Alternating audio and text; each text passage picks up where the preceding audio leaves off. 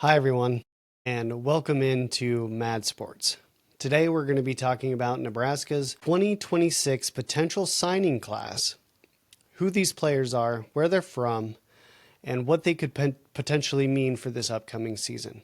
So let's get into it.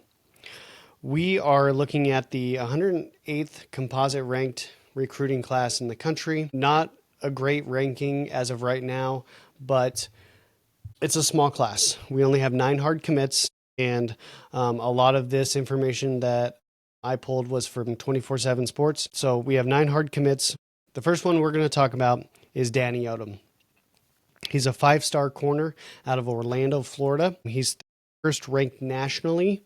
Now, Rivals and ESPN both have him as a 4-star recruit, but again, 24/7 Sports has him as a 5-star recruit.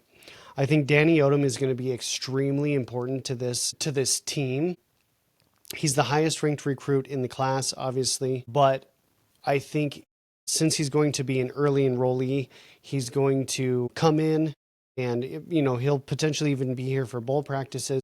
So he'll come in and he'll basically hit the ground running, and he'll learn the defensive scheme, and he could make a real impact on the field being an early enrollee. Learning over the spring training, over the mat drills and the winter conditioning, summer workouts, and then obviously fall camp. I think he could come in and make an impact right away. The next commit we're going to talk about, and I apologize, I'm going to butcher this name, but a 4-star offensive tackle, Claude Palma, out of Chicago, Illinois. He's 127th ranked nationally. This guy is he's not gonna come in early. He goes to a Christian high school, and there's certain graduation requirements for schools like this to where he cannot be an early enrollee. He'll come in the summer, and he'll learn and he'll grow, he'll develop, but I ultimately think he'll redshirt, and I don't think that he'll play right away like Danny Odom and some of these other commits that I'm going to go through are going to do. Speaking of, our next commit is 3-star Luke Sorensen out of Anaheim, California. He's a tight end.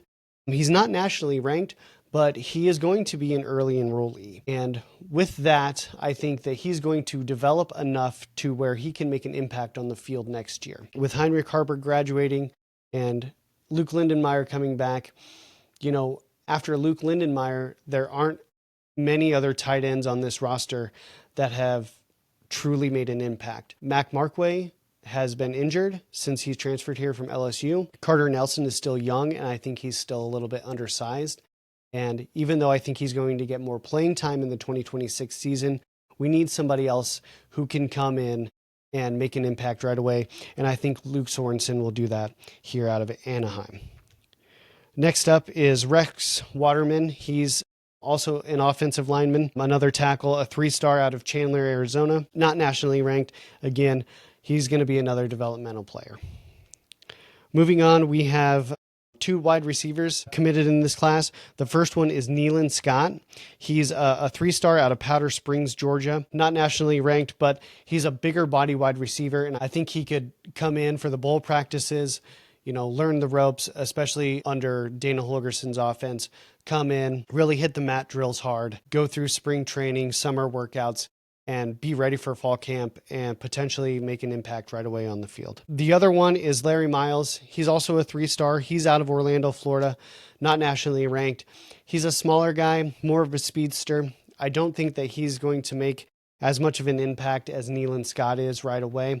I think he's probably going to redshirt, but there's speculation that Ja'Cory Barney could leave. If he does leave, Larry Miles could potentially be that freshman, speedster wide receiver and take Ja'Cory Barney's spot. I'm not saying Ja'Cory Barney is going to transfer. I do not think that that's going to happen.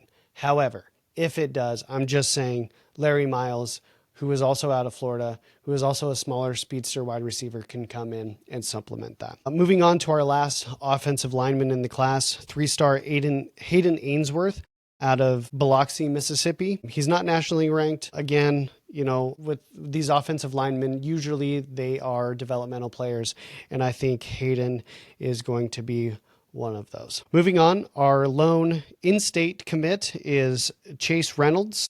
He's a 3-star linebacker out of Omaha. He's not nationally ranked, and he's also not going to be an early enrollee. There's speculation that he wants to play basketball for his high school at Elkhorn North, and I think that he should do that. I think Chase is going to be more of a developmental player.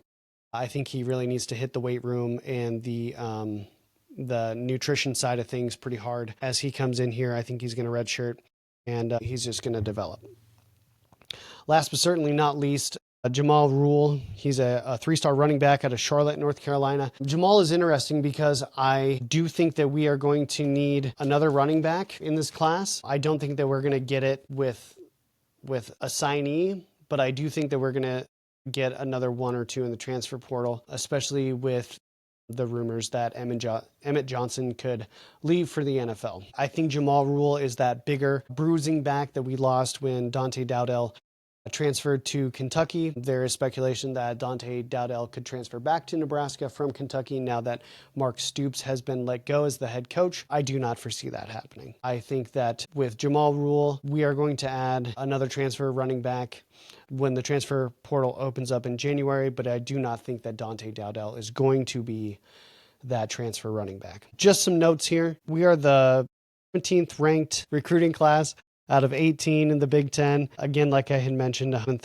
ranked nationally, 8th in the composite rankings. With Teddy and Turner leaving, it's not a surprise that we're bringing in 2 offensive tackles.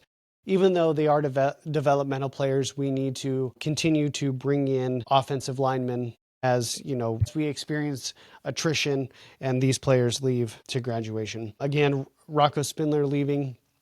We're bringing in a guard. I think that that's a smart move there. One of the bigger things I want to talk about is if Raiola isn't retained as the offensive line coach, what does that mean for this recruiting class? In my opinion, it doesn't mean anything. These guys are not going to make an impact on the field right away. They are going to be developmental players. Now, could they transfer out if, the only reason they came here was to play for Coach Raiola? Yes, obviously they could transfer out, or they could sign a letter of intent somewhere else. However, I don't think any of that is going to happen. I think these 3 are safe and they're surefire to stay here and to develop. Odom will be an important piece, like I had mentioned earlier, especially with Sierra Wright graduating and Marquise Buford graduating as well. I think he's just going to be an impact player right away on the field for us. Luke Sorensen, again, I went through that. However, I do think he's going to come early, he's going to develop, and he's going to make an impact early on the field. Between him and Luke Lindenmeyer and Mac Markway, I think those 3 are really they're going to be our 3 main rotating tight ends, Carter Nelson being the 4th for this upcoming 2026 season. Again, this class is a developmental class. 9 commits, could potentially sign 10, but I think we're going to supplement a lot this season through the transfer portal. We need to bring in, at least a wide receiver, for sure a running back. Depending on what happens at quarterback, we might bring in a quarterback to compete with Dylan or TJ or even both. We're gonna need some defensive linemen. Obviously, no defensive lineman. The only defensive player for this class, other than the linebacker, is Odom. So, we're going to need some defensive linemen. We're probably going to need some offensive linemen. I mean, this class is going to be supplemented through the transfer portal. And that's because last year we had the 21st ranked recruiting class.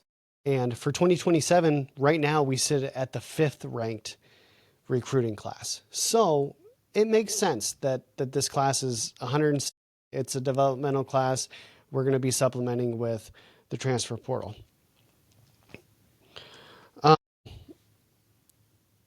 We're going to have a video tomorrow after all of the commits have signed and after Matt Rule holds his press conference. I'll come on and give my 2 cents on what I think about Matt Rule's comments on the recruiting class. I'll give my 2 cents on who signed and who didn't and how it stacks up with the list that we went through today. And then we'll probably talk about some transfer portal pieces. I'm probably going to make a separate video on the transfer portal pieces, but for now, I think it would be good to at least touch on that.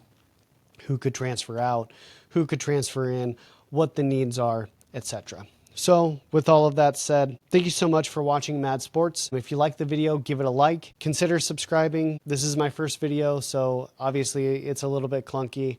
I do apologize, but it'll get better with time. So consider subscribing and hit the notification bell and just kind of watch this channel grow, and let's all commune through Husker sports, Husker football. I'm a diehard fan, so I just appreciate you being here. So with that being said, thank you so much. God bless, and go Big Red.